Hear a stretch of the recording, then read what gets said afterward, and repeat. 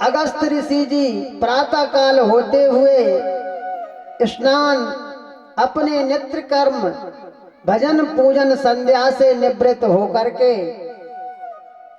और आ गए। प्रभु श्री राम जी ने प्रणाम किया,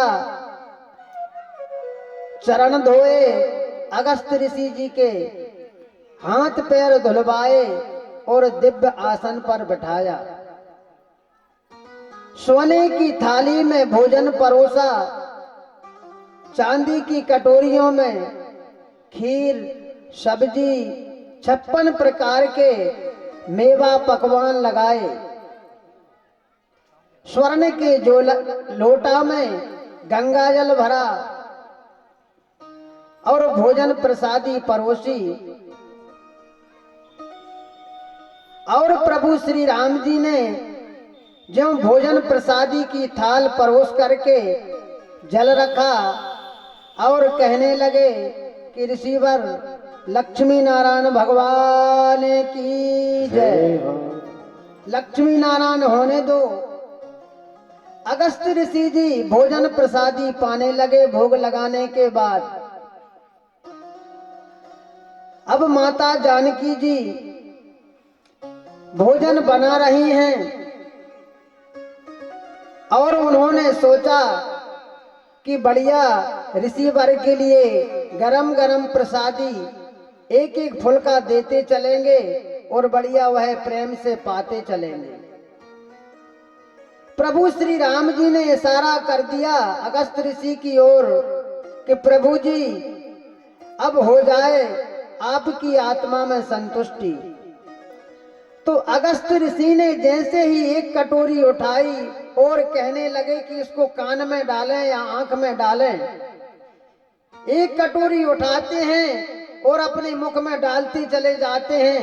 संपूर्ण कटोरी 56 प्रकार के व्यंजन एक ही साथ उन्होंने पा लिए। पुड़ी भी पाली।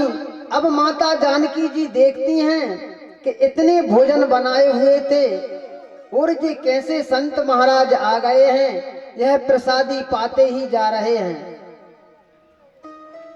अब माता जानकी जी प्रसादी बना नहीं पाती और अगस्त जी प्रसादी महापूर्ण कर जाते। माता जानकी जी कहने लगी श्री रामचंद्र जी से कि प्रभु यह कैसे संत महाराज हैं जो प्रसादी पाते ही जा रहे हैं, पाते ही जा रहे हैं।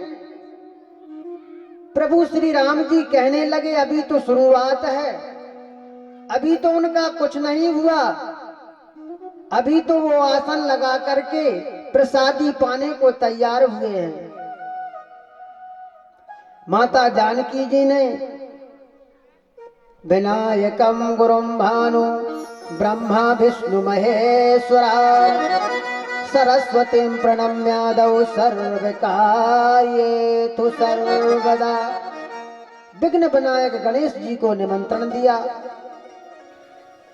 और कहने लगे कि माता रिद्धि और सिद्धि के साथ में आप पधारना। शीघ्रता से भगवान गणेश जी आए। माता रिद्धि आई, सिद्धि आई और वह जाकर के रसोई में बैठ गई और भोजन प्रसादी की सहायता करने लगी। तुरंत पूड़ी, तुरंत खीर फटाफट जल्दी से बनने लगी और माता जानकी जी फिर परोसने लगी। माता जानकी जी आती हैं और थाल में रखती हैं और अगस्त जी तुरंत उठा करके एक ही बार में पा लेते हैं और कहते हैं ले आओ मैया। अब रिद्धि सिद्धि भी बैठी हुई हैं, वह भी पूर्ण नहीं पार पाती हैं। अब माता जानकी जी और घबरा गईं कि ऐसे कैसे अघोरी संत आए हुए हैं कि जो खाते ही जा रहे हैं, इनके लिए डकार भी नहीं आ रही है। अब इसी प्रकार का क्रम चलता रहा। प्रभु श्री राम जी ने कहा कि अब हम परोसते हैं। जैसे ही प्रभु श्री राम जी आए, थाली में पूड़ी और खीर में तुलसी पत्र लेकर के आए और रखा। अगस्त ऋषि जी ने पाया और डकार आ गई। रामचंद्र जी कहने लगे, ऋषिवर और कुछ आपके लिए क्या चाहिए? वह कहने लगे, महापूर्ण हो गए, तथास्तु।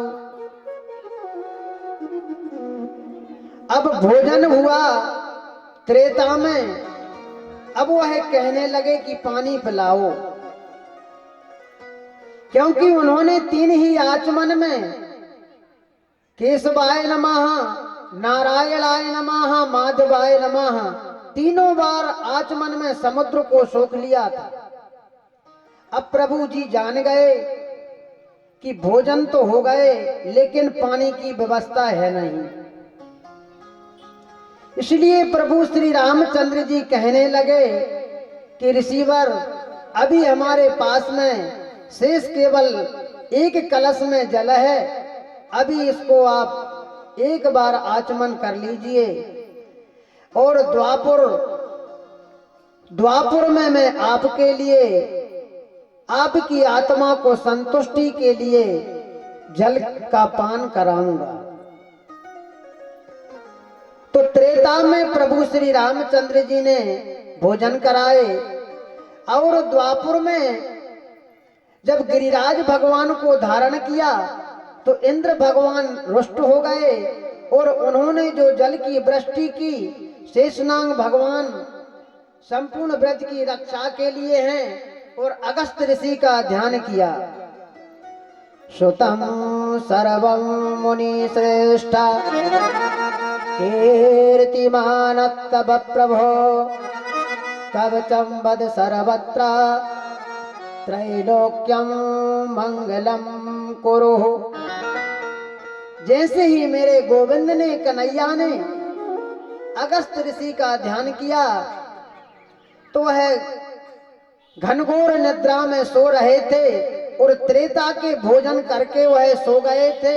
और जब प्रभु श्री रामचंद्र जी ने सुलवा दिया था और द्वापुर आ गया और गिरिराज शरण में वह जल पीने के लिए ध्यान किया, तो तुरंत घबरा कर जाग गए और जाग करके वह गिरिराज भगवान के समक्ष में आकर के तलहटी में खड़े हो गए। और संपूर्ण जो इंद्र भगवान ने जल बरसाया था वह बरसाने लगे और बरसता रहा और अगस्त ऋषि पीते गए। बोलिए बाल कृष्ण भगवान की जय।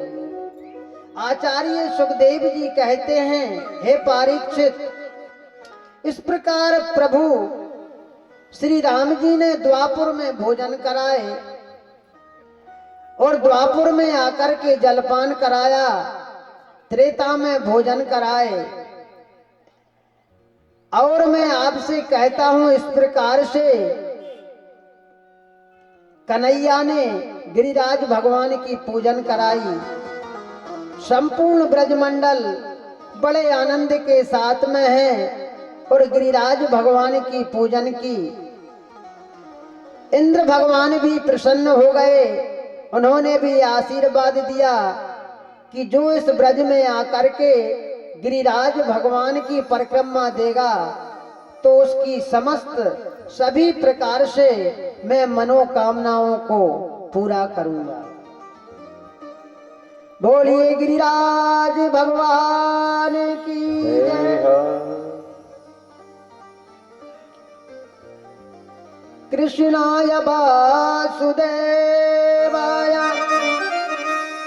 हरये परमात्मने प्रणतो क्लेश नाशाय गोविंदाय नमो नमः। जो भी भक्त सच्ची श्रद्धा और भक्ति के साथ में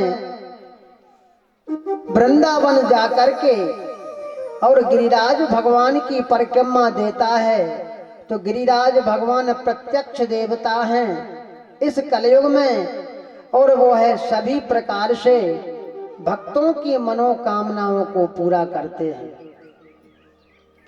आचार्य सुखदेव जी कहते हैं कि रमन ले रेत लेटो नहीं, यमुना की ओर